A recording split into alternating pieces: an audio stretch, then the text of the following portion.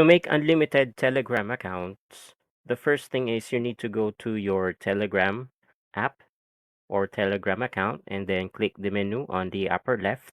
And then next is click your profile icon, then click add account, and then click or log in using your phone number. And then now enter a different phone number and you'll get a verification code and then enter it here.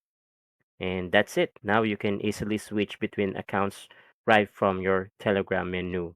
Now, if you would like to use multiple Telegram accounts at the same time, what you can do is that you can use your Telegram account like this one, and then you can also use the Telegram web like this one.